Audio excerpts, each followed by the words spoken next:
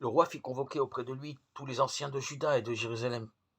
Le roi monta au temple de Dieu avec tous les gens de Juda et tous les habitants de Jérusalem, les prêtres et les prophètes et tout le peuple, du plus petit au plus grand.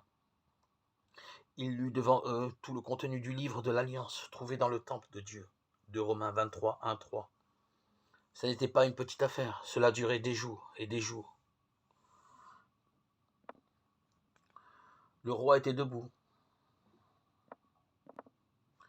près de la colonne, et il conclut devant Dieu la nouvelle alliance qui l'obligeait à suivre Dieu et à garder ses commandements, ses instructions et ses lois, de tout son cœur, de toute son âme, pour rendre effectives les clauses de l'alliance écrites dans ce livre. Et tout le peuple adhéra à l'alliance. Voilà donc une période de grande beauté qui s'ouvre. On supprime les idoles et leurs servants.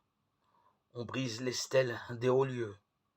La réforme s'étend jusqu'au royaume du Nord. Un peu plus tard, on va célébrer la Pâque. Le roi donna cet ordre à tous les peuples. Célébrez une Pâque en l'honneur de Dieu, votre Dieu, de la manière qui est écrite dans ce livre de l'Alliance.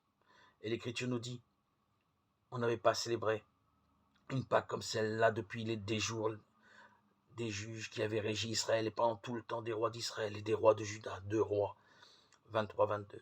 Donc tout est merveilleux. Il n'y eut aucun roi qui se fût tourné comme Josias vers Dieu de tout son cœur, de toute son âme et de toute sa force, en toute fidélité à la loi de Moïse. Et après lui, il ne s'en leva pas qui lui fût comparable.